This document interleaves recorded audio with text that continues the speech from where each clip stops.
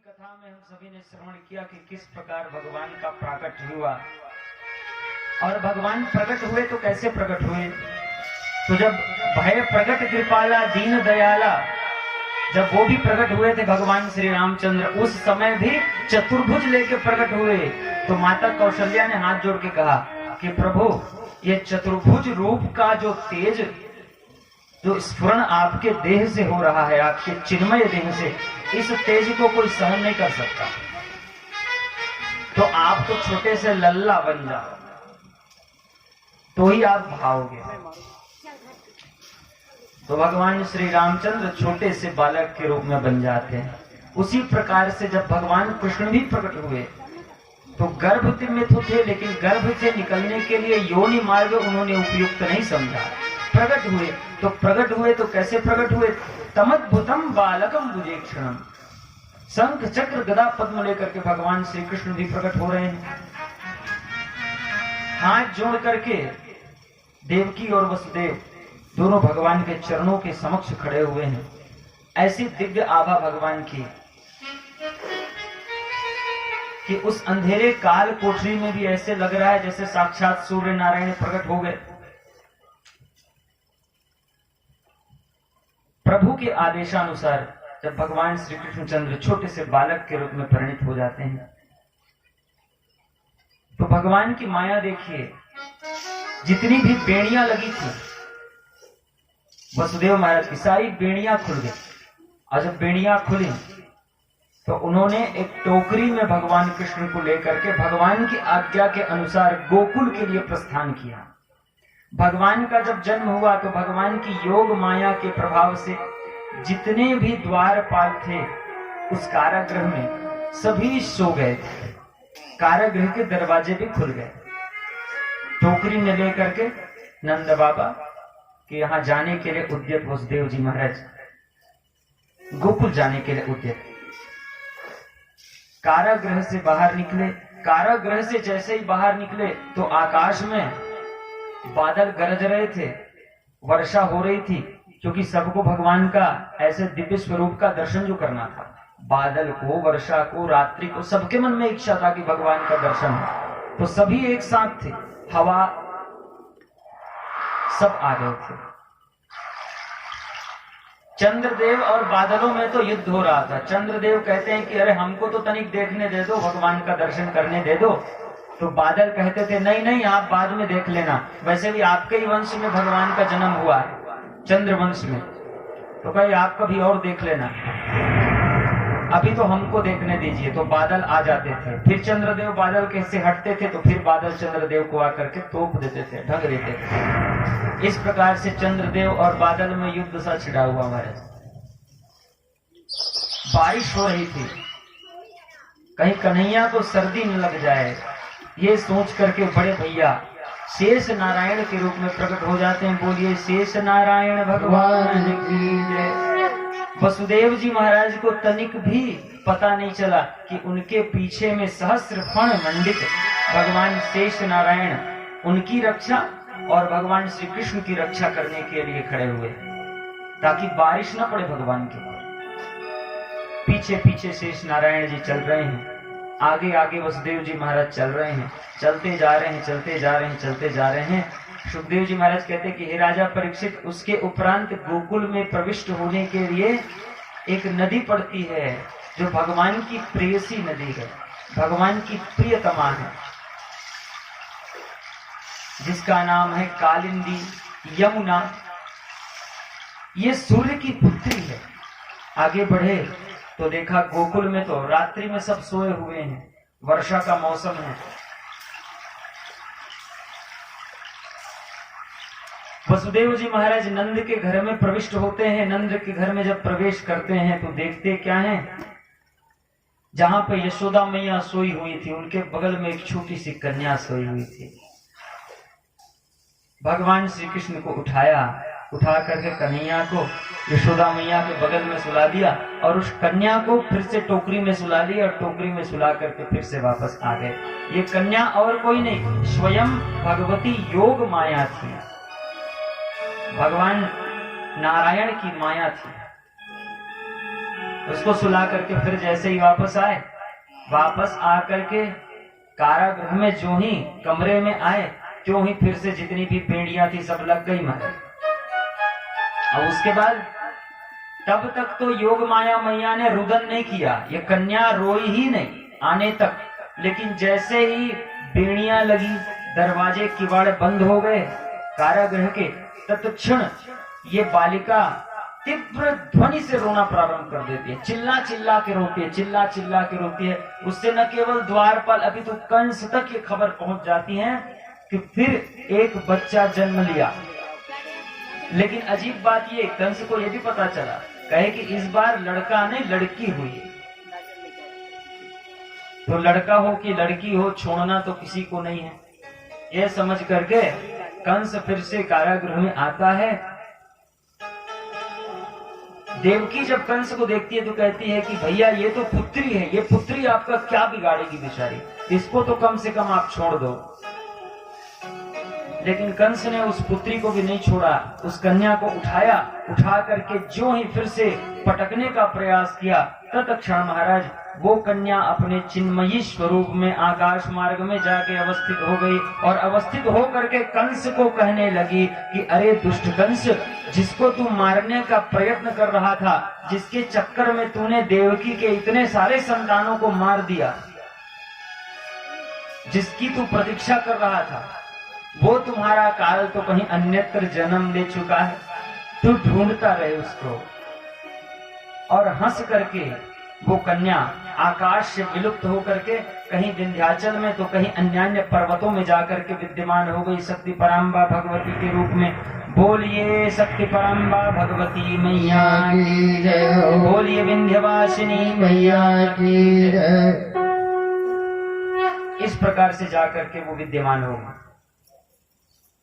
जब ये भी आकाशवाणी कंस के कानों में पड़ी तो कंस बड़ा उदास हो गया, एकदम खिन्न चित्त हो गया और उसको पश्चाताप होने लगा।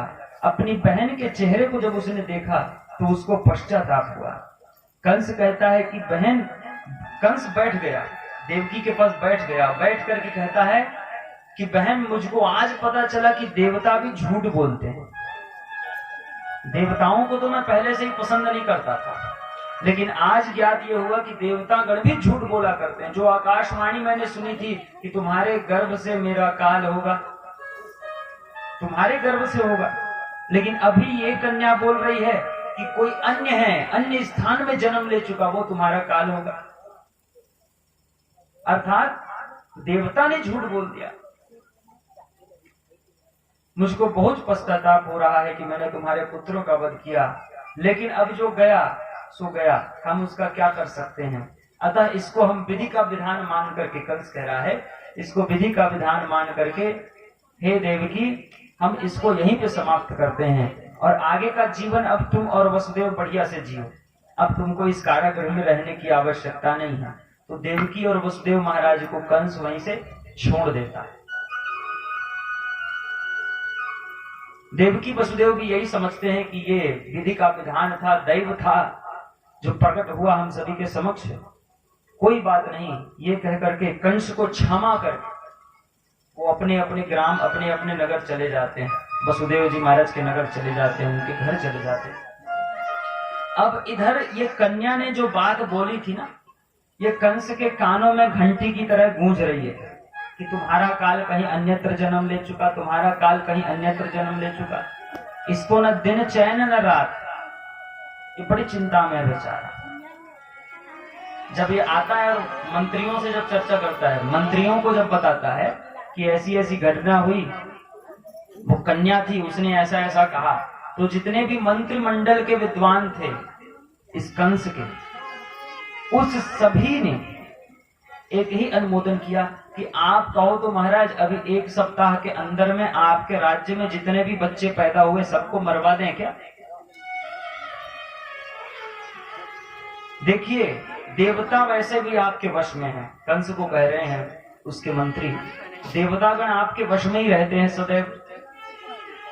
और देवता और भगवान नारायण की शक्ति कौन है? ब्राह्मण, धर्म। तो आप कहो तो हम धर्म का ही विध्वंस करा देते हैं, अधर्म फैला देते हैं, भगवान नारायण को ही हम निर्बल बना देते हैं, और भगवान नारायण निर्बल स्वतः हो जाएंगे जब ब्राह्मण निर्बल हो जाएंगे। जब ब्राह्मणों पर अत्याचार होगा तो भगवान नारायण स्वतः निर्बल हो जाएंगे। तो आप बस आदेश कीजिए। सुखदेव जी महाराज कहते हैं कि हे राजा परीक्षित, जब व्यक्ति के पतन काल का उदय होता है, जब व्यक्ति के अंत का समय आता है, तो उसकी बुद्धि फिर जाती है। तभी वो सोचता है कि हम ब्राह्मणों का अहित करें, तभी वो सोचता है कि हम अधर्म करें। तो जब भी आप कोई ऐसा आदमी देखो जो अधर्म करने को उद्यत हो, जो ब्राह्मणों का अपमान कर रहा हो, जो गौओं का अपमान कर रहा हो, जो दुष्टता कर रहा हो, समझ लीजिएगा इसकी आयु अधिक नहीं है। क्योंकि हमारे शास्त्रों में कहा गया है, आयु श्रियम यशो धर्म लोकानाशिष एव च हन्ति श्रेयांसि सर्वाणि पुंसो महदतिक्रमः। अर्थात आयु श्री सब समाप्त होता है। श्री का अर्थ धन, धन भी समाप्त होता है, आयु भी समाप्त होता है।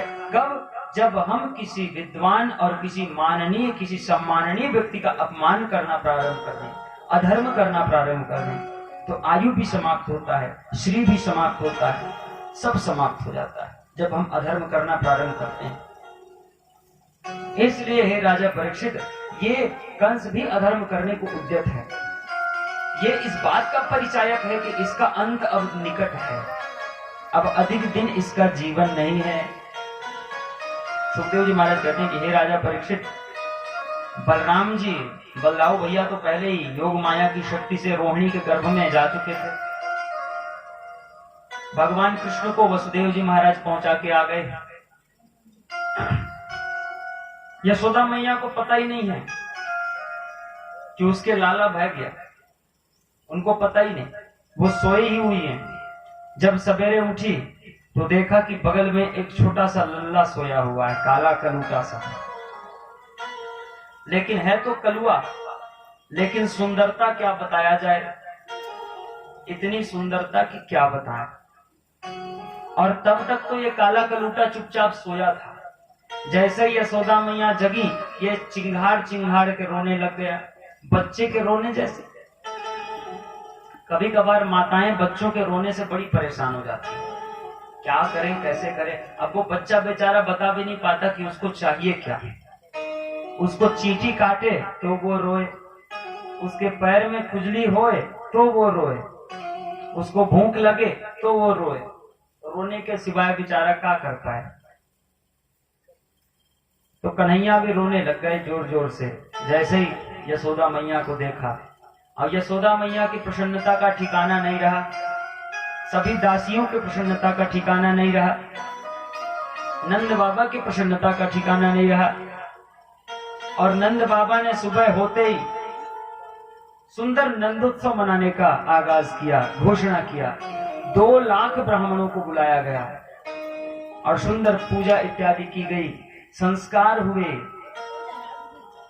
और उसके उपरांत कई गायें दान की गई और 7-7 तिलों के पर्वत बनाकर हर ब्राह्मण को दान किया गया। 2 लाख ब्राह्मणों को।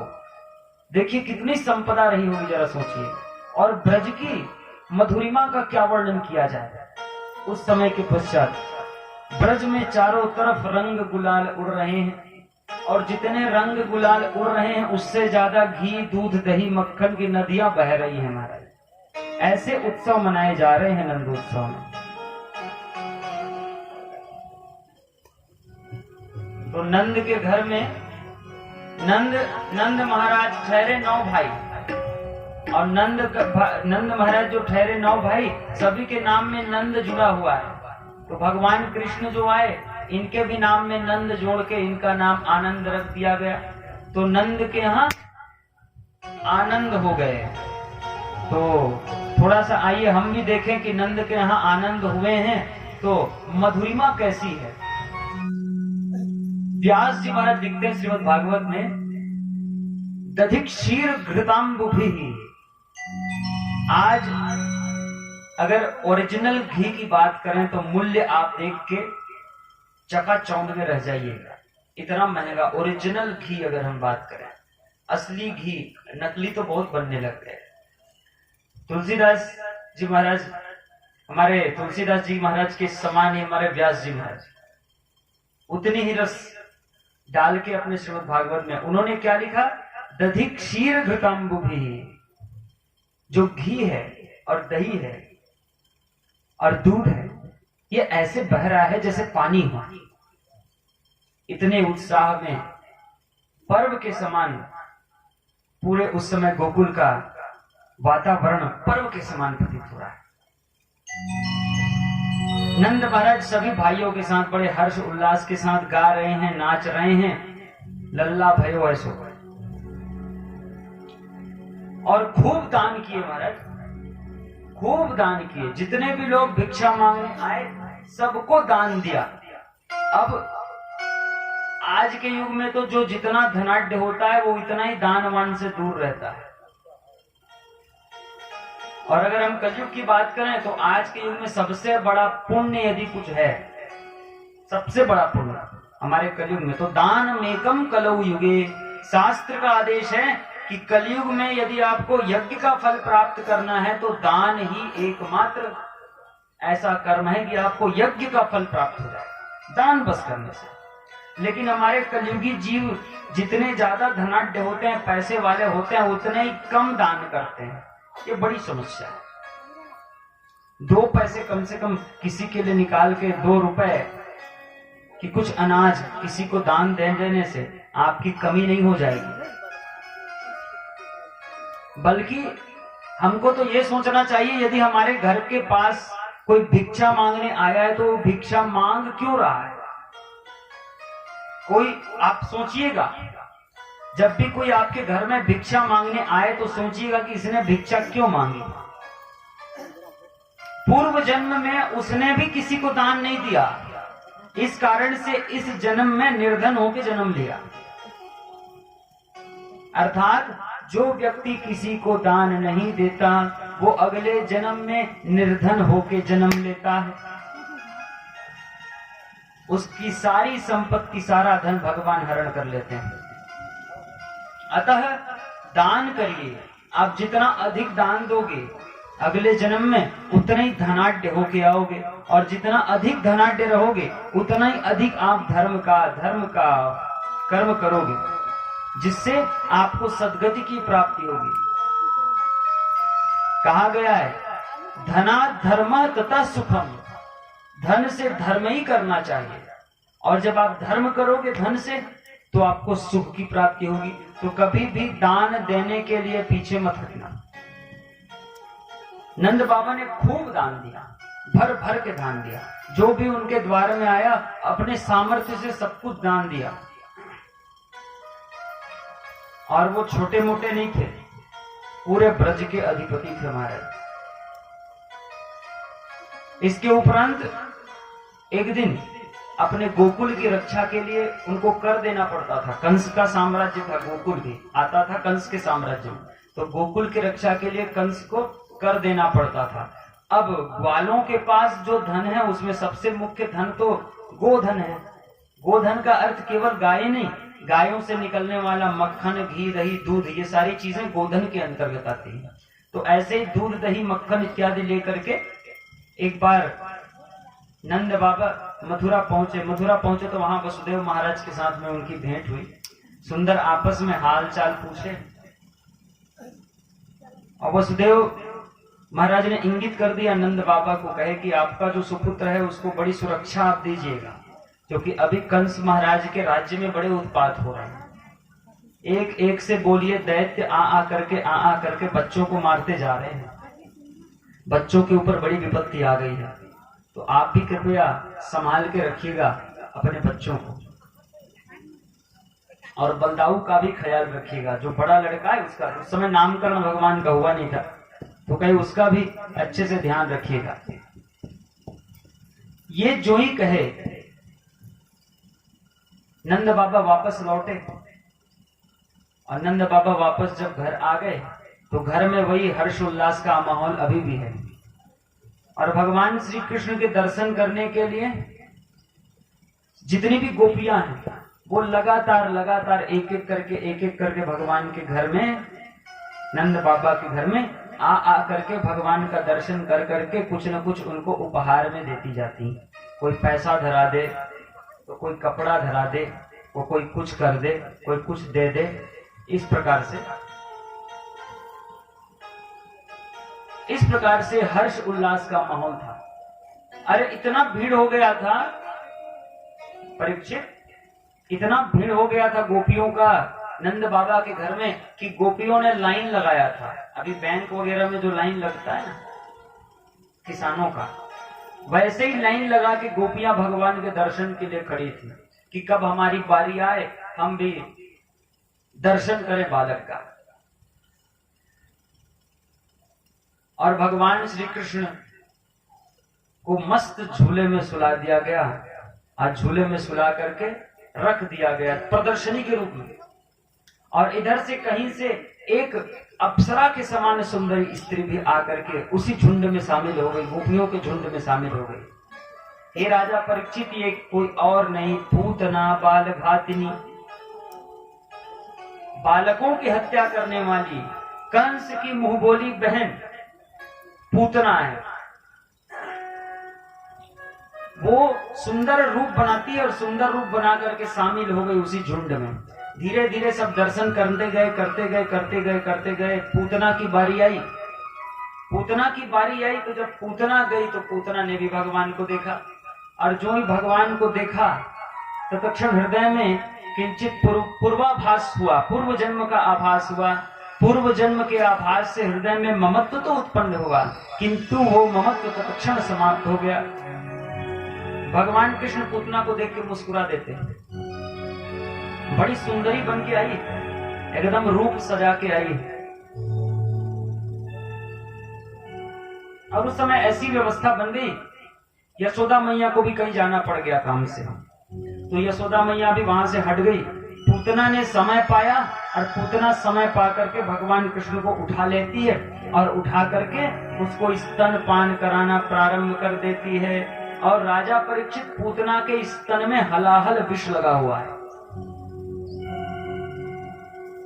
भगवान कृष्ण अपने नेत्रों को बंद कर लेते हैं, मानो ऐसा प्रतीत हो रहा हो कि हलाहल विष से समस्त सृष्टि की रक्षा तो भगवान शिव ने की थी, तो भगवान कृष्ण भी भगवान शिव की वंदना कर रहे हैं, नेत्र बंद करके कह रहे हैं कि हे भोलेनाथ, हे जगत पिता, आप कृपया करके इस हलाहल विष से जो ये पूतना मुझको पिला रही है उससे आप मेरी रक्षा करना। तो कन्हैया अपनी आंखों को बंद करके भगवान श्री कृष्ण अपनी आंखों को बंद करके भगवान शिव की वंदना कर रहे हैं, भगवान शिव का स्मरण कर रहे हैं। कहीं कहीं पे जो विद्वान है वो विविध प्रकार की विवेचना करते हैं, भगवान कृष्ण ने आंखें क्यों बंद की। एक विद्वान कहते हैं कि भगवान कृष्ण ने पूतना को देख करके अपने आंखों को इसलिए बंद कर लिया क्योंकि भगवान कृष्ण ने सोचा कि जो भी हमारी आंखों को देखता है उसको तो हमसे प्रेम हो जाता है, फिर यदि पूतना को हमसे प्रेम हो गया तो फिर ये हमारी प्रेमिका हो जाएगी, और ये हमारी प्रेमिका हो गई तो फिर हम इसको मारेंगे कैसे, क्योंकि अपनी प्रेमिका को थोड़ी कोई मारता। तो पूतना यदि प्रेमिका हो गई तो इसको हम मार नहीं सकते। किसी विद्वान ने कहा कि भगवान कृष्ण ने इसलिए अपने नेत्रों को बंद कर लिया क्योंकि उन्होंने सोचा कि पूतना ने मुझको माता के समान स्तन से दूध पिलाने के लिए उठाया और मैं देखो इसको मारने के लिए इसका दूध पी रहा हूं। मतलब पूतना मुझको वात्सल्य पूर्वक दूध पिला रही है और मैं दूध पी रहा हूं तो मेरे मन में पाप है, भगवान कृष्ण ने सोचा, इसलिए कन्हैया ने अपनी आंखें बंद कर ली। जो भी हो, जैसा भी हो, भगवान कृष्ण ने अपनी आंखें बंद करी और आंखें बंद करके दूध पीना प्रारंभ किया, दूध पीना प्रारंभ किया, दूध पीना प्रारंभ किया। जो इच्छा थी पूर्व जन्म की, इस रत्नमाला नाम की कन्या में, बलि की कन्या थी पूर्व जन्म में पूतना, जिसका नाम था रत्नमाला। और जब भगवान वामन रूप से आए थे तब इस बलि की कन्या ने दूर अटारी से भगवान को देख करके, वामन भगवान के सौंदर्य को देख करके कहा था, हाय कहीं ऐसा पुत्र मेरा हो जाए तो मैं धन्य हो जाऊं। भगवान वामन इतने छोटे थे तो ये कन्या सोचने लगी कि ऐसा मेरा पुत्र हो जाए तो मैं धन्य हो जाऊं, इसको मैं अपने स्तन से दूध पिलाऊं। तो भगवान वामन कहते हैं तथास्तु, अवश्य स्तन से दूध पिलाओगे। उसके पश्चात जब 3 पग में बलि तक को भगवान ने माप दिया, समस्त भूमंडल को माप दिया, तो उस स्थिति में फिर इसी रत्नमाले ने कहा मैं इसको दूध तो पिलाती इस बच्चे को, लेकिन उस दूध में मैं विष घोल के इसको पिलाती। तो भगवान ने तब भी कह दिया तथास्तु। इसलिए पूतना दूध पिला रही है भगवान को, लेकिन विष घोल के पिला रही है। तो भगवान पीना शुरू करते हैं, पीना शुरू करते हैं, पीना शुरू करते हैं, खींचते खींचते खींचते खींचते राजा परीक्षित धीरे धीरे पूतना के प्राण को भी भगवान खींचने लगते हैं। भगवान कहते हैं जिसको मैं एक बार पकड़ लेता हूं उसको तो मुक्त करे बिन छोड़ता नहीं हूं। तो तुम ही आई हो हमारे पास, हम तो तुम्हारे पास गए नहीं। तो पूतना चिल्लाने लग गई। पूतना कहती है सा मुंच मुंचालमिति प्रभाषिणी निष्पीड्यमानाखिल जीव वर्मणि विवृत्य नेत्रे चरणौ भुजौ मुहुः प्रस्विन्न गात्राक्षिपति रुरोधः। वो कह रही है पूतना, क्या कह रही है, अरे बालक मुझको छोड़। सा मुंच मुंचालमिति प्रभाषिणी, चिल्ला रही है प्रभाषिणी, मुंच मुंच, मुझको छोड़ मुझको छोड़ मुझको छोड़। भगवान लटक गए जैसे जोंक पकड़ लेता है शरीर ना। पूतना चिल्ला रही है पूतना कहकर, तब से इसका नाम पड़ गया पूतना। सा मुंच मुंचालमिति प्रभाषिणी। लेकिन भगवान कृष्ण ने कहा हम तो तुम्हारे पास आए नहीं थे, तुम ही हमारे पास आई थी। अब जो हमने पकड़ लिया तो तुम हमको छोड़ कह रही हो। तो हम किसी को एक बार पकड़ लेते हैं तो फिर छोड़ते नहीं है, तो हम तो छोड़ने वाले नहीं है। तुझमें यदि ताकत हो तो तू छुड़ा ले। इसीलिए तो नारद जी ने पूछा, दक्ष पुत्रों से पूछा था कि ऐसा कोई घर बताओ जिसमें घुसने का रास्ता है, निकलने का रास्ता नहीं है। तो उन्होंने उत्तर दिया था, पुत्रों ने यह उत्तर दिया था कि परमेश्वर ही एकमात्र ऐसा गृह है जहां पे घुसने का तो रास्ता है, लेकिन परमेश्वर के यहां से निकलने का रास्ता नहीं, ब्रह्म तत्व से निकलने का रास्ता नहीं। जो एक बार ब्रह्म तत्व के फंदे में फंस गया महाराज, फिर वहां से वो मुक्त ही होगा, फिर पीछे नहीं आएगा। तो वो भगवान कहते हैं कि यहां से पूतना तुझको हम मुक्त ही करेंगे, छोड़ने वाले नहीं हैं। अब तो जीवन भर के लिए तुम हमारी हो गई। भगवान दूध के साथ पूरा उसका प्राण खींच देते हैं और पूतना का शरीर तत्क्षण निष्प्राण होके, प्राण से हीन होके भूमि पर आकाश से गिर जाता है। बोलिए श्री कृष्णचंद्र भगवान। निश्चेष्ट होकर पूतना गिर जाती है, धड़ाम से आवाज होती है, चारों तरफ वो ध्वनि गुंजायमान हो जाती है। आकाश से पुष्पों की वृष्टि, देवताओं की जय जयकार के बीच में यशोदा मैया को पता चला, नंद बाबा को पता चला, समस्त गोप ग्वालों को पता चला। तो दौड़ते दौड़ते दौड़ते दौड़ते दौड़ते वो पहुंचे जहां पे ये भीषण आकार की, तुलसीदास जी ने लिखा है कनक भूधराकार शरीर, वो यहाँ पे भी फिट हो जाए, इतना विशाल का इस शरीर उस पूतना का। और भगवान कृष्ण ऊपर में बैठे पूतना के स्तनों के पास, और पूतना के स्तनों के पास जब बैठे तो भगवान कृष्ण को देख रहे हैं यशोदा मैया और नंद बाबा। तो भगवान कृष्ण बड़े भोले भाले से मुंह बना के एकदम चतुरे से बच्चे जैसे बैठे हैं, जैसे उन्होंने कुछ किया ही नहीं है। सुखदेव जी महाराज कहते हैं कि भगवान कृष्ण ऐसे बैठे हैं और ऐसे पूतना को देख रहे हैं जैसे पूतना से पूछ रहे हो कि भाई हमने तो तुम्हारा दूध पिया, अरे हमको क्या पता था कि हमारे दूध पीने से तुम मर जाएगी, हमको तुमने दूध पिलाया तो हमने तुम्हारा दूध पी लिया, अब भाई उससे तुम मर गई तो इसमें हमारी क्या गलती। भगवान बैठे हैं एकदम शांत, जैसे कुछ किए ही नहीं, एकदम भोले भाले सीधे साधे से। अब सवाल उठा कि उतने ऊपर में भगवान है, कन्हैया उतने ऊपर बैठा, अब उसको उतारे तो उतारे कैसे।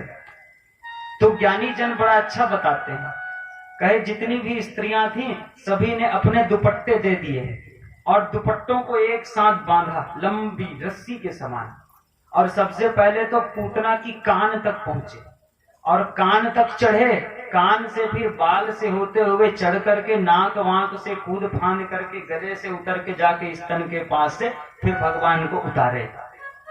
अब उतारने के बाद एक प्रश्न और खड़ा हो गया कि इतना भीषण इसका शरीर है,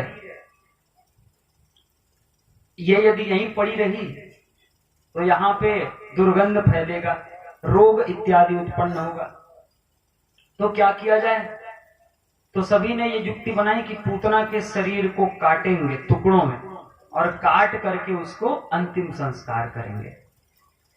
तो पूतना के शरीर को काटा गया, काट करके चिता सजाई गई बहुत सारी, और उन समस्त चिताओं में पूतना के अंगों को रखा गया और रख रख करके जलाया गया।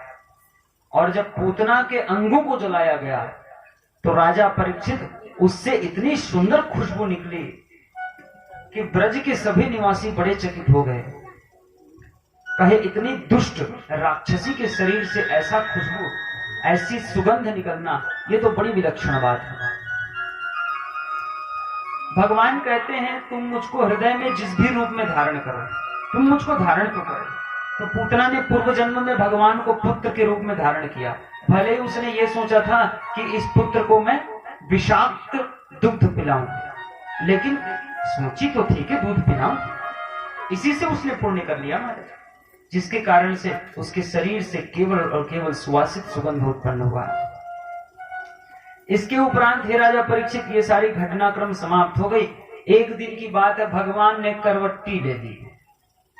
अब बच्चे जब करवट्टी ले लेते हैं तो घर में एक उत्साह का माहौल नहीं हो जाता है, उसी प्रकार से अब घर ही में, घर बस में नहीं, पूरे ब्रजमंडल में उत्साह का माहौल हो गया। कन्हैया ने करवट बदली, अभी तक भगवान कृष्ण का नामकरण नहीं हुआ है, तो उनको केवल लल्ला ही कहते थे सभी। यशोदा को लल्ला, यशोदा का बच्चा, बस यही कहते थे, नाम तो कुछ था ही नहीं भगवान का तब। तो यशोदा के लल्ला ने करवट्टी ले ली, उसके लिए फिर से उत्साह मनाना जाने लगा। चारों तरफ उत्साह का माहौल, रंग गुलाल उड़ने लगे, मृदंग ढोल नगाड़े बजने लगे, और इसी उत्साह के बीच में बाहर से बर्तन मंगाए गए। इतनी भीड़ थी कि बर्तन की कमी थी, तो बैलगाड़ियों में भर भर के बर्तन मंगाए गए। एक बैलगाड़ी थी और उसी बैलगाड़ी पर बर्तन भरे हुए थे, बैलों को ले जाके बांध दिया गया था। अब भगवान कृष्ण को यशोदा मैया रखी हुई थी गोद में, भगवान कृष्ण रोने लग गए। तो कन्हैया रोने लग गए तो उनको उठा करके कहे कहां सुलाऊं, कहां ले जाऊं। तो छाया थी बैलगाड़ी के नीचे, तो बैलगाड़ी के नीचे ही में ले जाके सुला दिया भगवान कृष्ण को। अब भगवान कृष्ण सो गए चुपचाप। और हे राजा परीक्षित, कंस द्वारा प्रेरित एक दैत्य तभी उस बैलगाड़ी में आकर के प्रविष्ट हो गया, और उस बैलगाड़ी में आकर के जब बैठा तो अपनी ताकत से वो बैलगाड़ी की चक्के को भूमि में अंदर दबाने लग गया। दबते दबते दबते बैलगाड़ी एकदम दबसा गया, भगवान कृष्ण तक पहुंच गया। भगवान कृष्ण रोने लग गए जग करके, कम से कम मेरी माता तो सुने कि मुझको प्यास लगी है तो आए यहाँ से ले जाए, लेकिन किसी ने नहीं सुना भगवान की ध्वनि को, रुदन को किसी ने नहीं सुना। तब भगवान कृष्ण ने अपने चरण कमल उठाए, और जो ही उस कोमल कोमल चरण कमल का स्पर्श उस राक्षस पे हुआ, उस बैलगाड़ी पे हुआ, तत्क्षण बर्तनों के सहित वो बैलगाड़ी आकाश मार्ग में उड़ गई और वहां से धड़ाम से भूमि पर गिरी। तत्क्षण वहां पे उस दानव का भी अंत हो गया। बोलिए वृंदावन बिहारी लाल की जय। इस प्रकार से राजा परीक्षित उस दैत्य को हम सकटासुर कह देते हैं, क्योंकि सकट में आकर के बैठा था, इसलिए उस दैत्य का नाम हमने रख दिया सकटासुर। तो भगवान श्री कृष्ण ने इस प्रकार से सकटासुर को भी समाप्त किया। और हे राजा परीक्षित, इसके उपरांत जब यशोदा मैया ने देखा तो बड़ी चकित हो गई। कहे मेरा बालक वहीं पे सोया था, जाकर के देखा तो जैसे तैसे भगवान अच्छे थे, सोए थे, जग गए थे, बाकी ढुल गए हुए थे वहां पे। अब इधर छोटे छोटे ग्वाल बाल थे, वो चिल्ला चिल्ला के यशोदा मैया को कह रही मैया ये तेरा लल्ला अरे बहुत बलशाली है, इसने तो अपने चरणों को जो छुआया उस बैलगाड़ी पे, बैलगाड़ी उड़ गई, उड़ के जमीन पे गिर के खत्म हो गई, समाप्त हो गई, तबाह हो गई। ये तो अभी छोटा है, अभी से भीमसेन जैसी शक्ति इसके अंदर में। तो यशोदा मैया ने विश्वास नहीं किया, कहे मेरा छोटा सा लल्ला, इसमें इतनी शक्ति, इसके कोमल कोमल चरण कमल, इसमें इतनी शक्ति कहां से आ गई कि इतने भारी भरकम बैलगाड़ी को पलटा दे महाराज। छोड़ दिया वहीं पर, बात को ध्यान नहीं दिया। और एक भयंकर दैत्य भगवान के ऊपर आक्रमण करता है। राजा परीक्षित हुआ यूं कि भगवान कृष्ण को एक बार यशोदा मैया सुंदर दूध पिला रही थी और भगवान कृष्ण दूध पी ही रहे थे, पी ही रहे थे, पी ही रहे थे। और जो पी रहे थे तत्क्षण धीरे धीरे धीरे धीरे भगवान का भार बढ़ने लगा। यशोदा मैया ने सोचा मेरा छोटा सा लल्ला इतना भारी कैसे हो गया। अंत में सहन नहीं कर पाई तो उठाया, गोद से उठा करके सुला दिया भगवान को। और जो भगवान को सुलाया, एक दैत्य आकाश मार्ग से तृणावर्त नाम से, तृणावर्त का रूप लेके, बवंडर का रूप लेके पहुंच गया और भगवान श्री कृष्ण को उड़ा के ले गया आकाश मार्ग में। और आकाश मार्ग में ले जाके आकाश मार्ग से ही फेंकने का प्रयास किया। जो ही फेंकने का प्रयास किया, भगवान उसके गले में लटक गए। पूतना के समान भगवान कहते हैं हम तो तुमको अब छोड़ेंगे नहीं। कहे हमको तुमने पकड़ा, तुमने हमको उठाया, हम क्या करें, अब तो हम तुमको भी नहीं छोड़ेंगे, भगवान ने कहा। भगवान ने जो उसके गले को पकड़ के खींचा, तत्क्षण वो भी भूमि पे धड़ाम से गिरा और तत्क्षण उसके भी प्राण प्रखेरु उड़ गए। बोलिए वृंदावन बिहारी लाल की जय। इस प्रकार से कन्हैया ने एक और दैत्य का संहार कर दिया जिसका नाम था तृणावर्त। धड़ाम से आवाज हुई पुनः। उधर से यशोदा मैया दौड़ते दौड़ते आई, कन्हैया को छाती पे बैठे देखा दैत्य के, तुरंत उठाया उसको और उठा करके फिर से कन्हैया को दूध पिलाने लग गई। बहुत समय तक चूम चाट के दूध पिला के फिर सोचने लग गए कि ज्यादा ही दूध न पिला दो। ज्यादा दूध पी लेते हैं बच्चे तो तबीयत उनका बिगड़ जाता है, पच नहीं पाता दूध, तो कहीं ज्यादा दूध न पिला दूं। तो भगवान कृष्ण को हटाया स्तनों से। भगवान कृष्ण हट नहीं रहे हैं, दूध पी ही रहे हैं। हटाया तो भगवान कृष्ण रोने लग गए, मुंह खोल खोल करके, खोल खोल करके, खोल खोल करके। तो भगवान कृष्ण ने जब अपने मुख को खोला तो यशोदा मैया उनके मुख के अंदर में समस्त ब्रह्मांड को देखती है। छोटा सा बालक जिसको अभी चलना भी नहीं आता, उसके मुंह में समस्त ब्रह्मांड, पृथ्वी, सूर्य, असंख्य पृथ्वी, असंख्य चंद्रमा, असंख्य नक्षत्र, असंख्य ध्रुवलोक, इन सारी चीजों का दर्शन, पर्वत, पहाड़, समुद्र, द्वीपों का दर्शन यशोदा मैया को हुआ।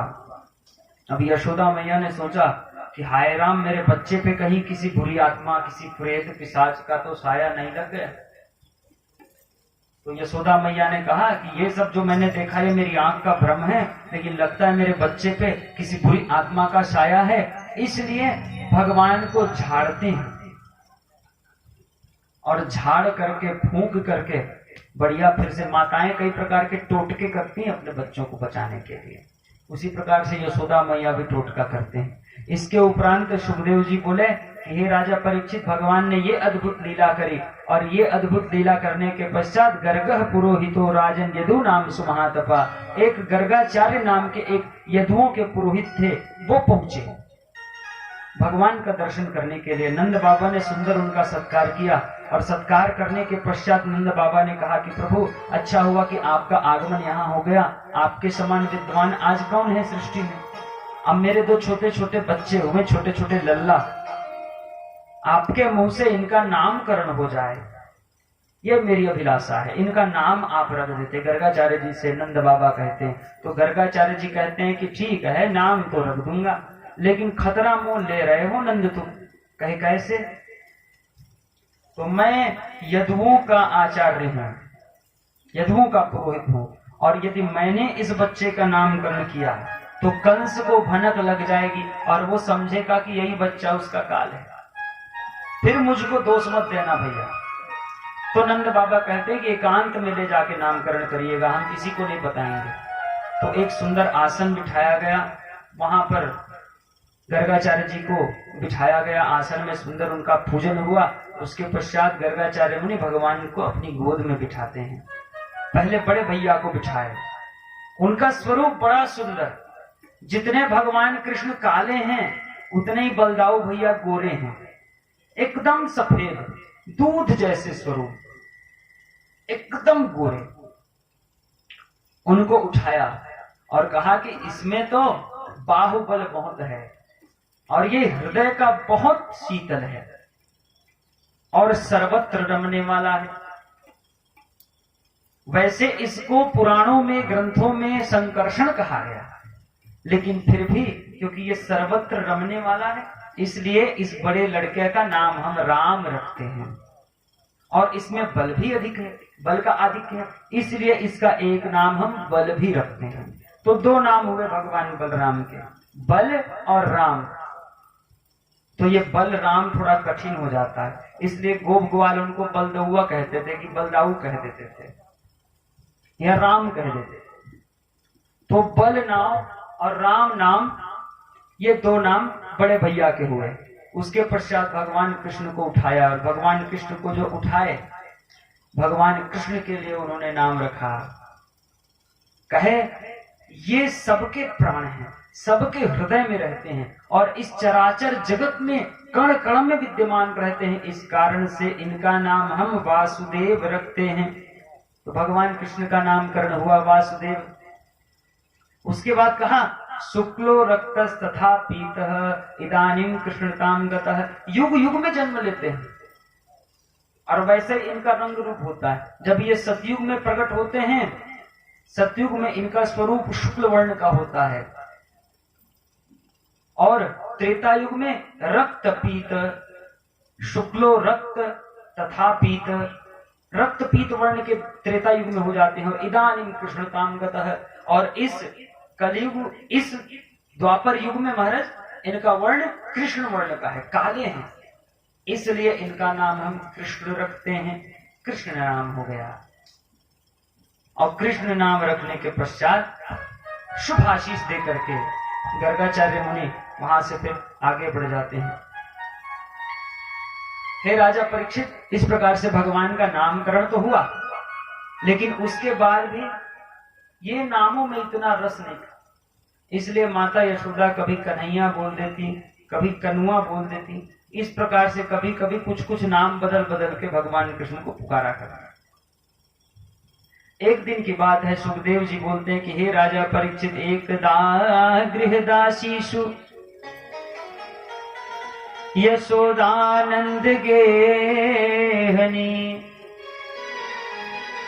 कर्मंतर नियोक्तासु निर्ममंथ स्वयं दधि। एक बार की बात है, यशोदा मैया कुछ अन्य कर्मों में, कुछ अन्य कामों में अपनी दासियों को नियुक्त करके खुद दही मथ रही है। और दही मथ रही है तो भगवान कृष्ण के लिए मथ रही है, भगवान कृष्ण के लीलाओं का चिंतन करके दधि मंथन कर रही है। तो उस समय उनका स्वरूप देखने लायक है। कई भक्तजन बड़ा अच्छा चित्रण करते हैं। सुंदर कानों में मैया के झुमके, बेनी में गजरा लगा हुआ है और दधि मंथन कर रही हैं। दधि मंथन, मथानी में दधि मंथन कर रही हैं, आंखें बंद हैं और मन में केवल कन्हैया के विषय में चिंता कर रही हैं, कन्हैया का चिंतन कर रही हैं, दधि मंथन लगातार कर रही हैं। भक्तजन बड़ा अद्भुत चित्रण करते हैं। हे राजा परीक्षित, ऐसी प्रतीति हो रही है कि मानो सब कुछ उनकी सेवा में, यशोदा मैया की सेवा में लग गया। उनके कानों के झुमके यशोदा मैया के, जब ऐसे आप दधि मंथन करो तो सिर भी हिलता है, सिर हिलता है तो कान के झुमके भी गाल में यहाँ यहाँ टकराते हैं ऐसे आ करके। तो उन झुमकों से आवाज आ रही थी, ऐसा लग रहा है मानो यशोदा मैया को वो झुमके सुंदर गीत सुना रहे हैं। और यशोदा मैया के स्तन से दुग्ध की धारा बह चली। वो बस कूदने के लिए लालायित है कि कब भगवान श्री कृष्ण अपने मुख को लाएं और कब हम उनके मुख में जा जाएं, समा जाएं। हाथों की चूड़ियां भी खन खन खन खन आवाज कर रही हैं, सुंदर मधुर गीत की तान सुना रही हैं। और ये सब चल रहा था राजा परीक्षित, तभी अकस्मात देखिए क्या हुआ। माता यशोदा के सिर में जो गजरा था, वो गजरा माता यशोदा की बेनी से टूट के माता यशोदा के चरणों में आके गिर गया। मानो ऐसा कह रहा हो कि हे यशोदा मैया, हम आपके सिर की शोभा क्या बढ़ाएं, हम पुष्प हैं, आप तो इतनी सौभाग्यवती हैं कि हमारा स्थान आपके सिर में रहने का नहीं, हम तो आपकी चरणों को छूना चाहते हैं। ये समझ के महाराज चरणों में आकर के लौट गए वो सारे पुष्प, वो गजरा चरणों में आके गिर गए। सुंदर मंथन कर रही हैं और तभी भगवान जो कृष्ण है वो रोने लग जाते हैं। और भगवान कृष्ण को रोते देख करके माता यशोदा जाती हैं और भगवान कृष्ण को, कन्हैया को अपनी गोद में बिठाती हैं और गोद में बिठा करके सुंदर दूध पिलाती हैं। राजा परीक्षित ऐसा लग रहा है मानो दूध जो स्तन से छलांग लगाने वाले थे ना, उनका मनोरथ पूर्ण हो गया। और भगवान कृष्ण के मुख में द्विज हैं। कहा जाता है कि जो दांत है ना भगवान के, उसको द्विज कहा गया है। भी आए तो नहीं है, एकदम छोटे छोटे से हैं भगवान के मुख में। बच्चा का कहाँ दांत रहेगा जी, छोटा छोटा दांत का अंकुरन सा पड़ता है, तो वैसा ही अंकुरन, द्विजों का अंकुरन भगवान के मुख में है। भगवान दूध पी रहे थे, तभी अचानक उधर आग में दूध रखा हुआ था, वो दूध उबलने लग गया एकदम से। राजा परीक्षित ऐसी प्रतीति हो रही है मानो इस दूध को, स्तन के माता यशोदा के दूध को जब कन्हैया पी रहे हैं तो वो आग में रखे हुए दूध को जलन सी होने लग गई। कहे कि कन्हैया उसी दूध को पूरा पी जाओगे तो हमको पियोगे कि नहीं, और हमको जो तुम नहीं पियोगे तो हम क्या करें इस दुनिया में रह के। तो दूध कह रहे हैं कि हम तो प्राण ही त्याग देंगे। तो उबल करके आग में कूदने के लिए वो दूध उद्यत हो रहे हैं, प्राण त्याग देंगे, आप हमको नहीं पियोगे, आप यदि माता यशोदा के दूध से पेट भर लोगे तो हम आग में कूद के अपनी जान दे देंगे। तो माता यशोदा फिर भगवान कृष्ण को नीचे रख देती है, दूध को उबलते हुए देखती है, फिर दौड़ते दौड़ते जाती है और दूध को जो ही फूंक मारती है क्यों ही दूध नीचे बैठ जाता है, जैसे दूध को ना भयंकर पश्चाताप हुआ। कहे इतनी सौभाग्यवती माता, दूध सोच रहा है, उबलता दूध, इतनी सौभाग्यवती माता जो इतने प्रेम से अपने पुत्र को दूध पिला रही थी। हम दूध कितने पापी हैं, हमारे कारण से आज वो माता भाग करके अपने पुत्र को छोड़ करके हमको बचाने आई है। सच में यशोदा मैया का हृदय कितना बड़ा है। कौन सोच रहा है, वो दूध जो उबल रहा था वो सोच रहा है, और शर्म के कारण इतना शर्मिंदा हो गया दूध कि धीरे धीरे महाराज नीचे बैठ गया। इधर भगवान क्रोधित हो गए हैं, भगवान कृष्ण कन्हैया क्रोधित हो गए। कहे मैया हमको छोड़ के उस दूध को बचाने चली गई, हमको गोद में नहीं बिठाएंगी ना मैया, तो हम अब मैया के गोद में कभी बैठेंगे ही नहीं, हम तो उखल में बैठ जाएंगे लेकिन मैया के गोद में नहीं बैठेंगे। तो भगवान गए और ये सोच करके एक उखल रखा हुआ था, उखल मतलब समझते, ओखली, जिसमें पुराने जमाने में मिर्ची वगैरह कूटा करती थी महिलाएं। तो भगवान गए और उखल के ऊपर बैठ गए, चुपके ऐसे मड़ियाते गए और उखल के ऊपर भगवान बैठे।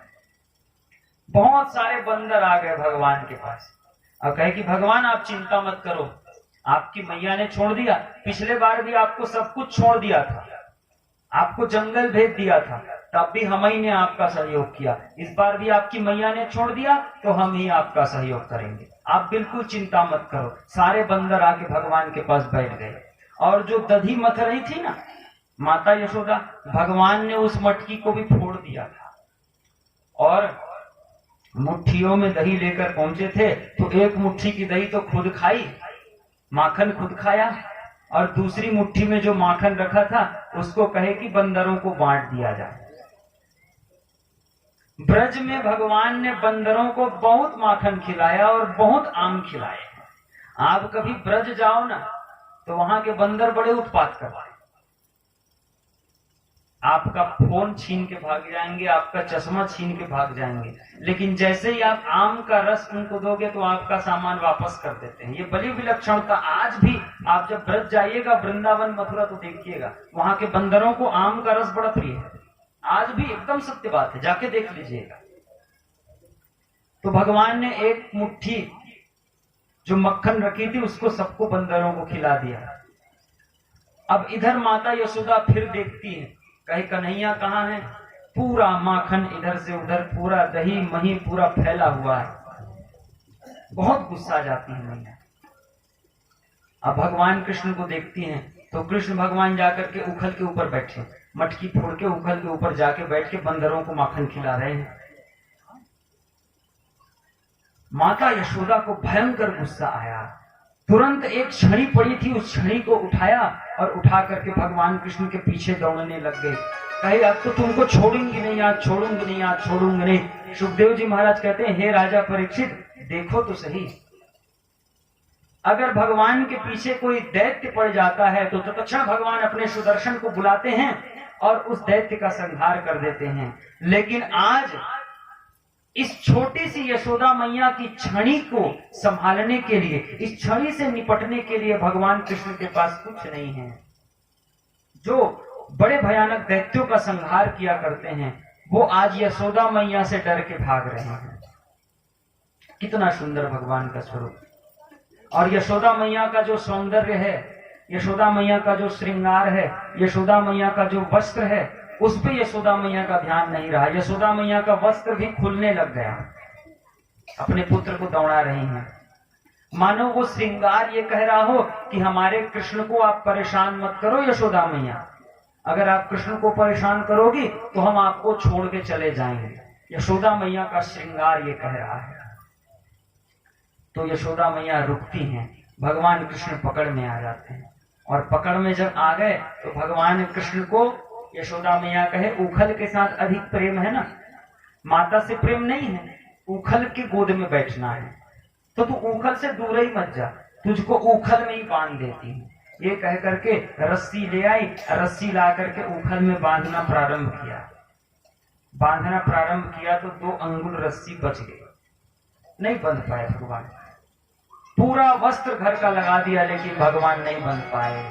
कहे भगवान को कभी भी क्रोध से नहीं बांधा जा सकता, भगवान को केवल समर्पण से बांधा जा सकता है। और जब यशोदा मैया अंत में हार गई और उन्होंने कहा, रे कन्हैया अब तो बंध जा, अब मुझको क्रोध नहीं है, अब बस मैं तुमको बांधना चाहती हूँ प्रेम बंधन में, तब भगवान कृष्ण बंध गए। और भगवान कृष्ण जब बंध गए तो यशोदा मैया ने चैन की सांस ली, उसके बाद वो अपने काम में लग गई। अब इधर भगवान कृष्ण छूटने का प्रयास कर रहे हैं उखल से, तो भगवान कृष्ण थोड़ा ताकत लगाते हैं तो उखल पलट जाता है। उखल जब पलटा तो चक्के के जैसे चलने लग गया उखल। तो भगवान कृष्ण धीरे धीरे चलते चलते चलते चलते फिर चलते, फिर थोड़े मड़िया जाते, फिर चलते, छोटे थे लगातार नहीं चल पाते, तो फिर चलते, फिर थोड़े रेंगने लग जाते, मड़िया मड़िया के रेंगने लग जाते। और वैसे ही करते करते करते करते घर से बाहर चले गए। अब घर से बाहर जब गए तो 2 वृक्ष था, यमलार्जुन के 2 वृक्ष थे। उन वृक्षों के बीच से भगवान निकले, उखल बड़ा पड़ गया, उखल नहीं निकल पाया, उस वृक्ष में फंस गया। तो भगवान जोरदार ताकत जो लगाए तो तत्क्षण वहां से वो वृक्ष उखड़ गया, जड़ सहित उखड़ गया महाराज। और वहां से 2 दीप्यमान पुरुष प्रकट हुए, बोले वृंदावन बिहारी लाल की जय। 2 दीप्यमान पुरुष प्रकट हो गए और वो पुरुष हाथ जोड़ के भगवान से कहने लगे कि प्रभु बहुत बहुत धन्यवाद कि आपने हमको मुक्त किया। हम बहुत दिनों से नारद ऋषि के श्राप से हम यहाँ पड़े हुए हैं, हम नलकूबर और मणिग्रीव हैं प्रभु, और हम कुबेर के पुत्र और भगवान शिव के अनुचर हैं। नारद ऋषि के श्राप से हमको ये वृक्ष की योनि प्राप्त हो गई और हमको आशीष मिला था कि आपकी कृपा से हम मुक्त होंगे, तो आपने हमको मुक्त किया। सुखदेव जी महाराज कहते हैं कि हे राजा परीक्षित, उस समय का सुंदर चित्रण तो देखिए। भगवान स्वयं बंधे हुए हैं और नलकुबर और मणिग्रीव को मुक्त कर रहे हैं। इसको देखकर नलकुबर और मणिग्रीव के मुख में भी तनिक हंसी सी आ गई। कहे कि भगवान को देखो तो खुद बंधे हुए हैं और हमको मुक्त कर रहे हैं। भगवान खुद बंधन में हैं और अपने भक्तों को तार रहे हैं। इतना सुंदर भगवान का स्वरूप। जब धड़ाम सी आवाज आई तो फिर से माता यशोदा दौड़ते दौड़ते आई। माता यशोदा समझ गई है कन्हैया के अतिरिक्त और कोई नहीं है जो ऐसा उत्पात करेगा। तो यशोदा मैया ने फिर आकर के जैसे तैसे भगवान को खोला और खोल करके गोद में उठा करके खूब लाड प्यार किया। अंदर ले गई, अंदर ले करके भगवान कृष्ण को सुलाया। दूसरे दिन की बात है, राजा परीक्षित क्या हुआ, एक फल बेचने वाली आई भगवान के पास। भगवान के द्वार में फल बेचने वाली आई। कहे आम ले लो, सेब ले लो, अनार ले लो। भगवान कृष्ण दौड़ते दौड़ते जाते हैं, कन्हैया दौड़ते दौड़ते जाते हैं, दौड़ते दौड़ते जाते हैं। और कन्हैया को देख के वो फल वाली वहीं पे बैठ गए।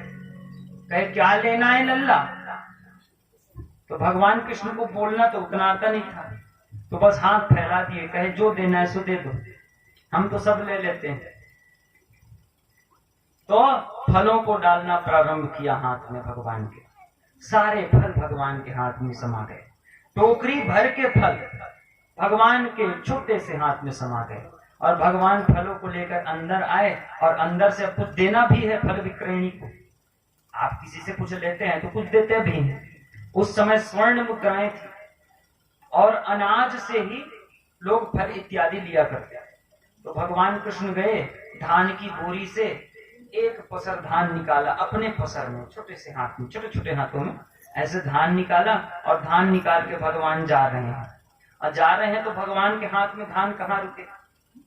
वो अन्न भगवान के हाथ की एक कोल से पूरा आंगन में बिछ गया और अंत में कुछ चटका हुआ एक आध दाना भगवान के हाथ में लगा हुआ था। भगवान ठुनुक ठुनुक करके दौड़ते दौड़ते जाते हैं, ऐसे पैर को फेंकते फेंकते, और जा करके फल विक्रयणी के पास जाकर के उसकी टोकरी में हाथ को झर्रा देते हैं। फल विक्रयणी प्रसन्न हो जाती है। कहे कोई बात नहीं, आज तो तुम्हारा दर्शन हो गया, यही हमको हमारा मूल्य मिल गया हमारे फल का, तो हम तुमसे कुछ नहीं चाहते।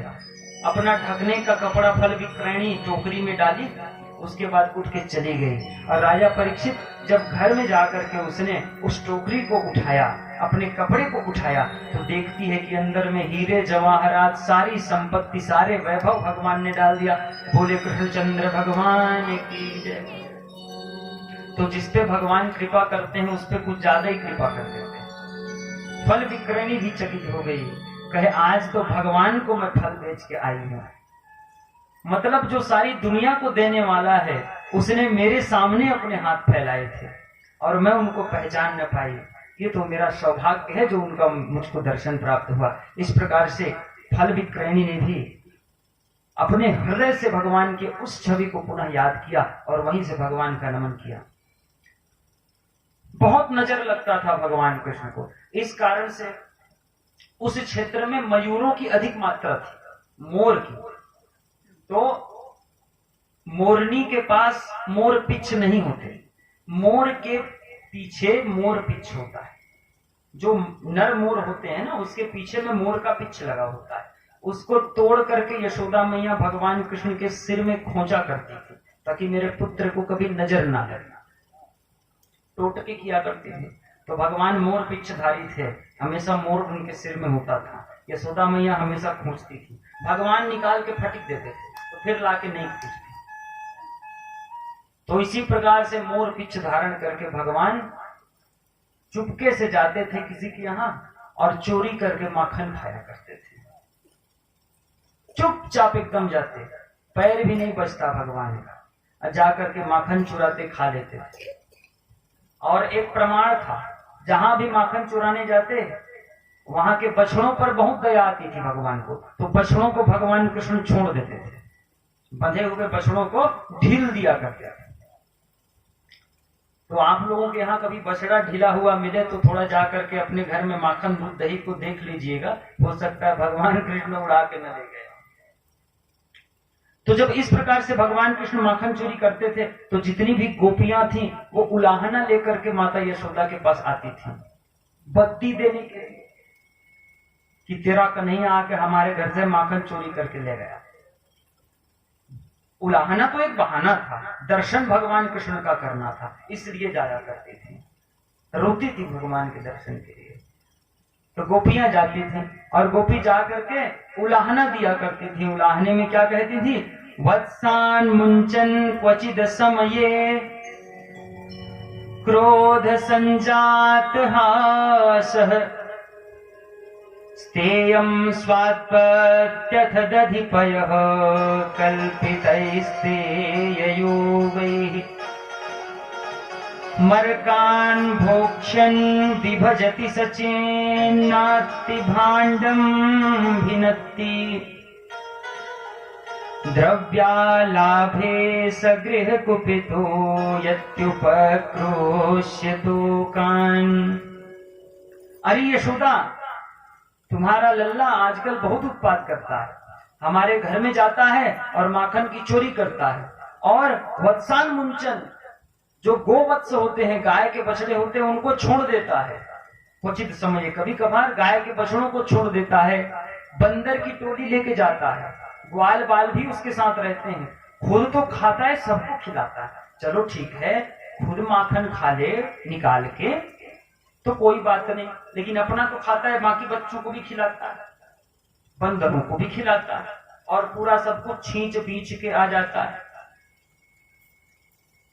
और जो क्रोधित हो गई हम, अगर क्रोधित होकर के उसको डांटती हैं, पकड़ में आ जाता है तुम्हारा लल्ला, तो ताली पीट पीट के हंसता है हमको और चिढ़ाता है।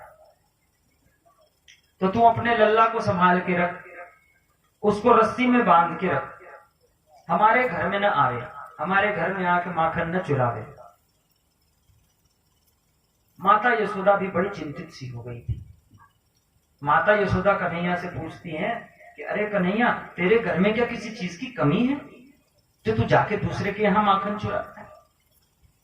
तेरे घर में माखन का भंडार पड़ा है, तेरे घर में गायों का भंडार, दूध का भंडार, दही का भंडार, तू कहां दूसरे के यहां जाकर के माखन चुराता है? भगवान कृष्ण चुपचाप, मैया जब ऐसे बोल रही थी तो सिर को झुकाए झुकाए ऐसे ऐसे डोलते हुए, पैर से अंगूठे से भूमि को कूड़े देते हुए भगवान नीचे सिर करके मुस्कुराते रहते हैं। वो कहते हैं कि मैं केवल माखन नहीं चुराता मैया, मैं तो लोगों के जन्मों जन्मों के पाप को भी चुरा लेता हूँ। आपके यहाँ जन्म लेके आ गया तो आपके पाप तो मैंने ऐसे ही चुरा लिए, लेकिन इन बेचारी गोपियों के पाप का क्या करूं? तो इनके पाप को चोरी करने के लिए इनके घर में जाकर के माखन चुराता हूं। इसीलिए तो मेरे भक्त कहते हैं कि ब्रजे वसंतम नवनीत चौरम, नवनीत के चोर कहते हैं मुझको। ब्रजे वसंतम नवनीत चौरम गोपांगना नांचद कूल चौरम अनेक जन्मार्जित पाप चौरम, जन्मों जन्मों के अर्जित पाप को चुरा लेता हूं।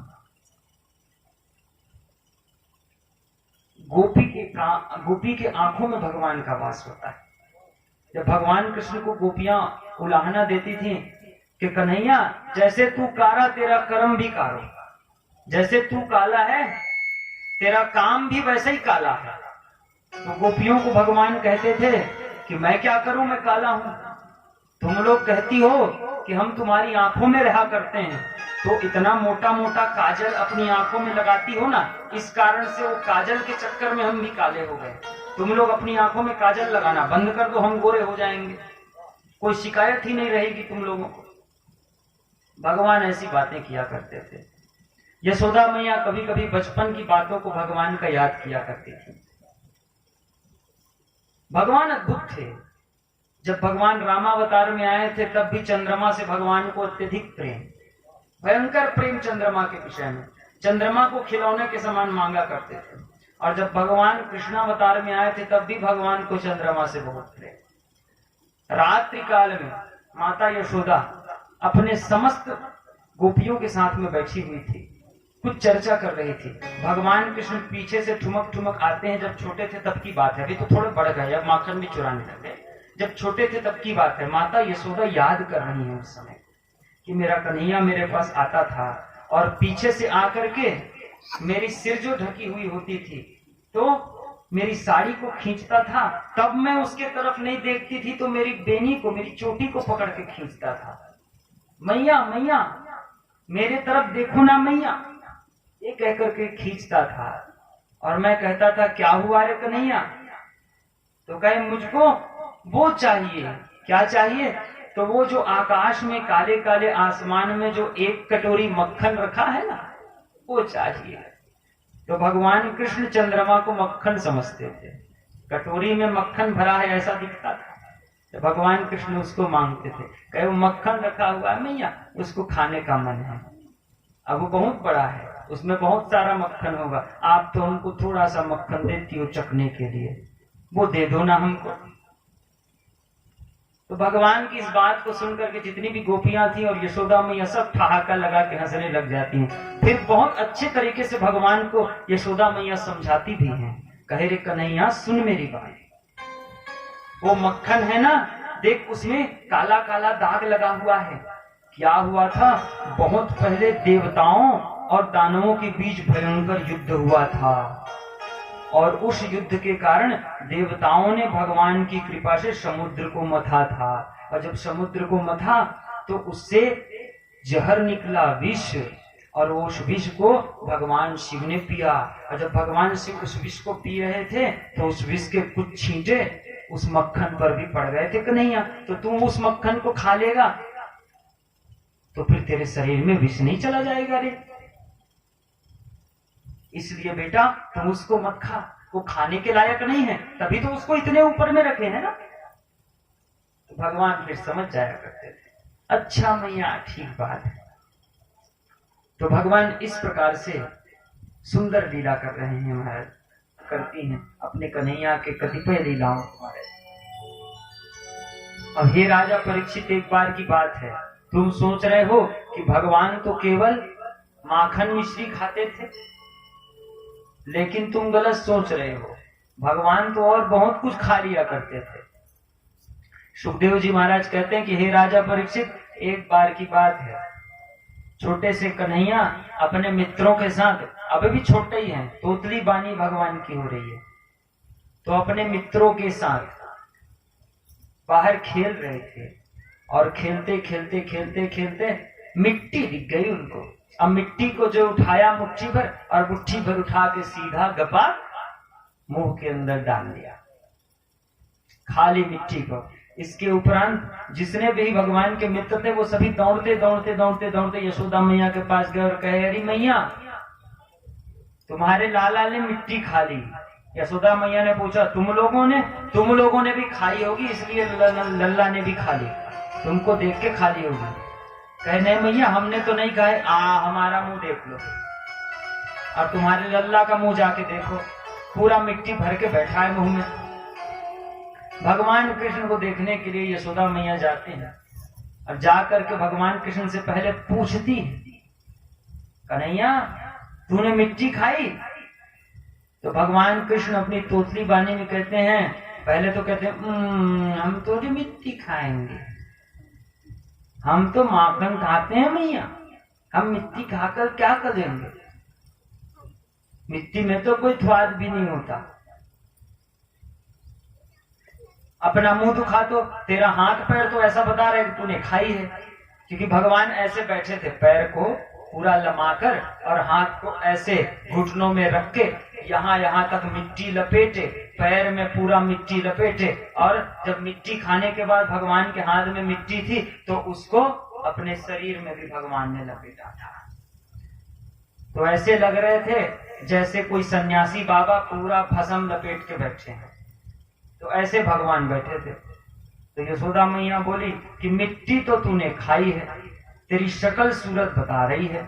भगवान कहते हैं कि मैया नाहम भक्षितवानम्ब, तो क्या इतने सारे तेरे मित्र हैं ये झूठ बोल रहे हैं? कहे बिल्कुल झूठ बोल रहे हैं, सर्वे मिथ्याभिशंसिनः, ये सब झूठ बोल रहे हैं।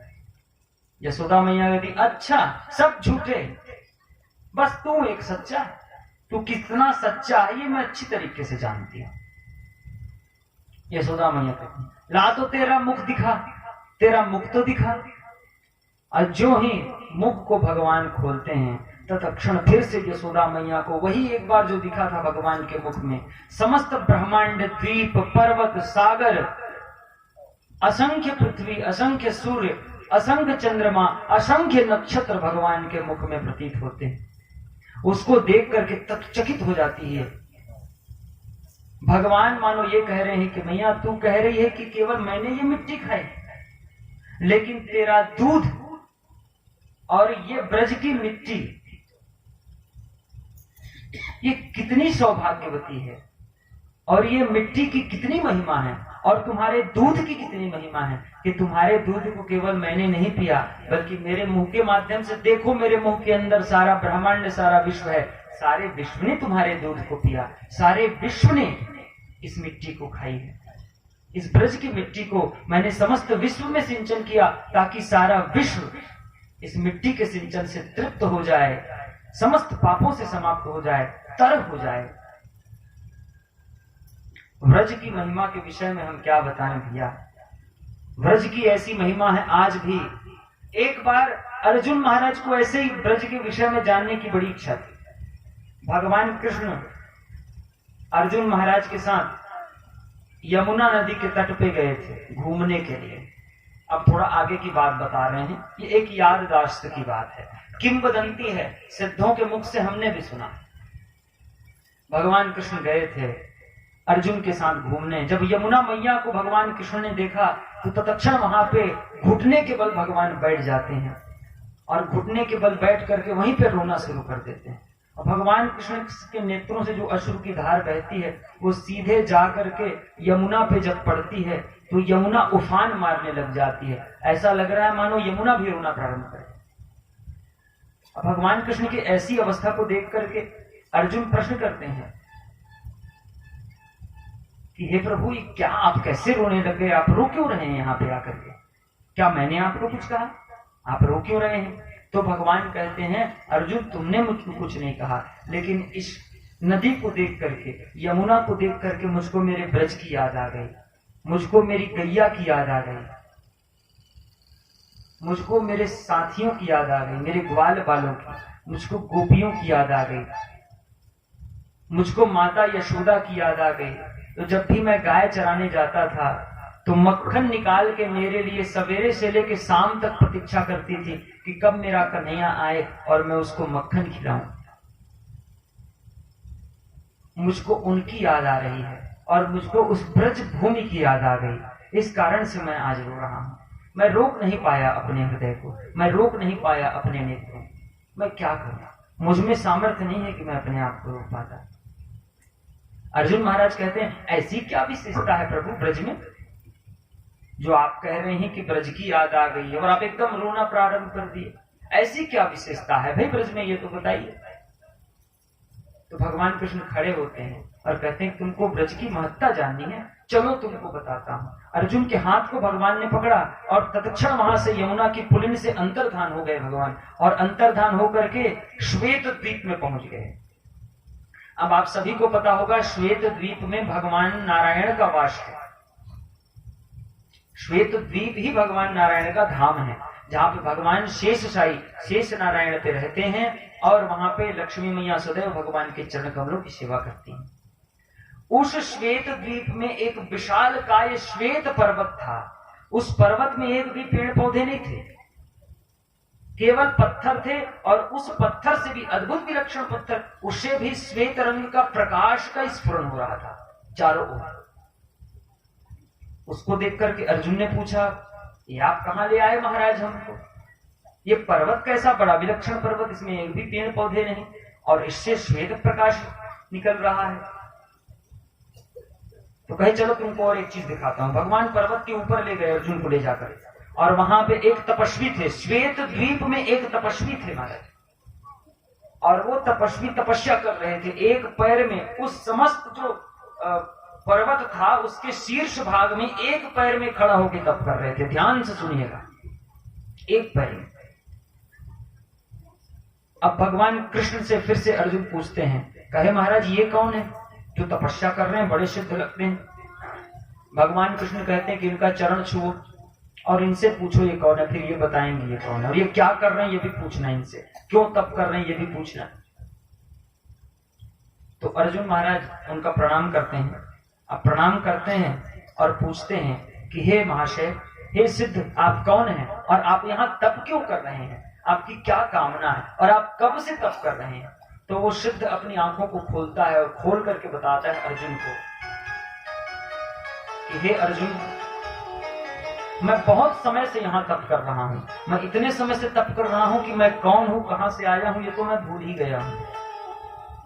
भगवान पे नेत्रपात होता है सिद्ध का, तो भगवान देखते हैं कि कोटि कोटि कमनीय त्रिभंग ललित भगवान मुरली बजाते हुए मुरलीधर वहां पे खड़े हुए हैं। तो बांके बिहारी जी का दर्शन करके उस सिद्ध की आंखों से भी अश्रु की धार बह चली है। ब्रज की महिमा बता रहे हैं। अर्जुन ने पूछा कौन है आप, तो कहे कौन हुए, तो मैं भूल ही गया, पता नहीं कितनी सदियों से मैं यहाँ तप कर रहा हूं। 4 लाख करोड़ जन्म मेरे हो गए, वर्ष नहीं, 4 लाख करोड़ वर्ष नहीं, 4 लाख करोड़ जन्म मेरे हो गए, तब से मैं इस श्वेत द्वीप पे तप कर रहा हूं। अब अर्जुन महाराज चकित हो गए, कहे श्वेत द्वीप जहां पे स्वयं नारायण का वास है, यहाँ पे आप क्या चीज की कामना कर रहे हैं, यहाँ पे तो साक्षात नारायण को आप दर्शन कर सकते हैं, तो नारायण के दर्शन के अतिरिक्त नारायण से भी बढ़ के क्या चीज है जिसकी कामना करके आप तप कर रहे हैं। कहे 4 लाख करोड़ जन्म से तप कर रहा हूं, और ये जो तुम सफेद सफेद पर्वत देख रहे हो ना, ये पर्वत नहीं है, ये सारी मेरी हड्डियां हैं।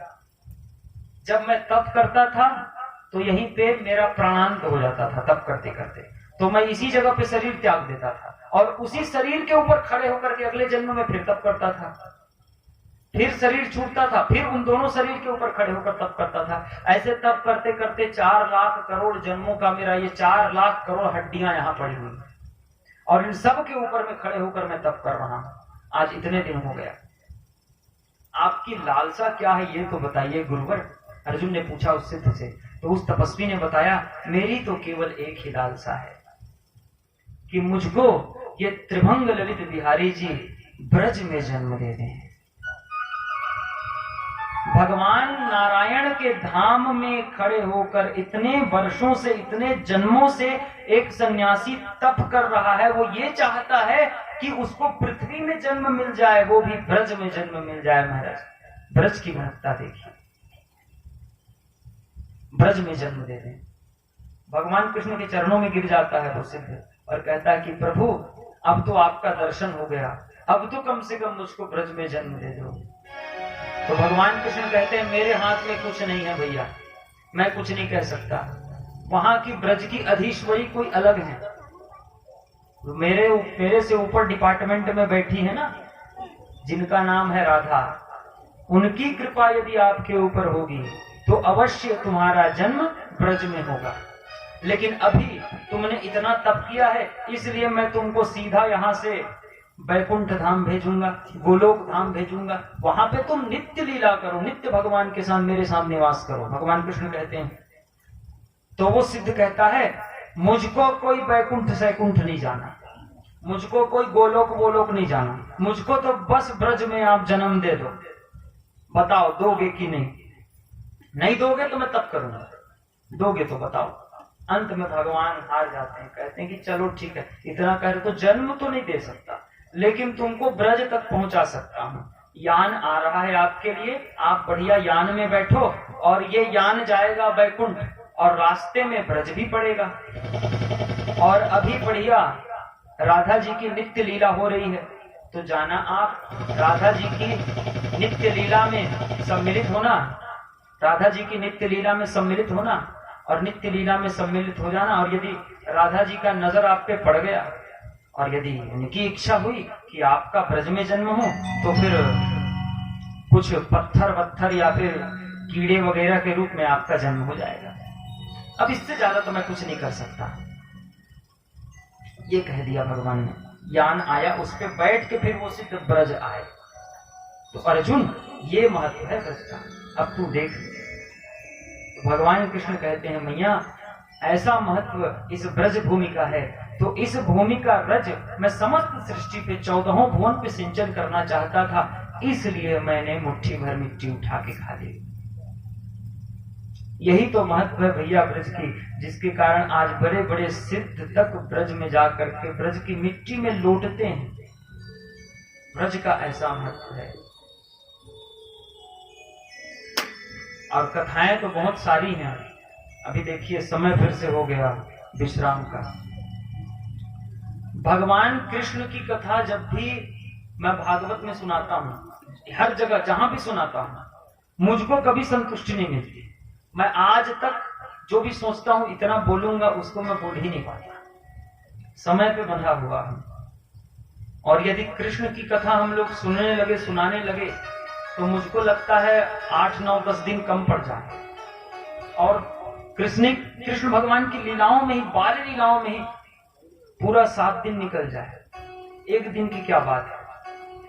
तो मैंने तो ये सोचा था कि कम से कम गिरिराज धारण तक कथा को उठा के ले जाऊंगा, लेकिन नहीं ले जा पाया। कथाएं अभी बहुत सी बची हैं, समय नहीं है। अच्छा, ले भी जाऊंगा, भैया बोल रहे हैं कि ले जा गिरिराज तक, तो ले जाऊंगा तो समय तो रुकने वाला नहीं है। समय यदि 2 की घड़ी में रुक जाए तो फिर चलने दो कथा, फिर देखा जाएगा। 2 से आगे बढ़ेगा ही नहीं कांटा, तो फिर चलने दो। वो घड़ी बढ़ते बढ़ते बढ़ते विश्राम ही नहीं होगा, पता नहीं चलेगा कब 4 बज जाए, कब 5 बज जाए, कब 6, 7 बज जाए विश्राम का समय। फिर रुक्मिणी का विवाह ही नहीं हुआ। फिर माता रुक्मिणी मुझ पे क्रोधित हो जाएंगी कि हमारी तो शादी ही नहीं कराई महाराज। ये भी समस्या है। तो रुक्मिणी मैया की शादी करानी है आज, इतना बड़ा दायित्व तो मेरे ऊपर है ना। तो विश्राम लेते हैं यहाँ। इसके बाद का कथाएं तो बहुत सारी हैं। कुछ कथाएं भागवत से हैं, कुछ हमारे पास अपने अनुभव से हैं, कुछ अन्य ग्रंथों से जो हमको मिला वरदान के रूप में, वो भी हमारे पास हैं, जो हम अध्ययन करते हैं विद्यार्थी रूप में। लेकिन जो मूल कथाएं हैं उनको लेते हुए अगले प्रहर में, अगले सत्र में हम सभी द्रौपदी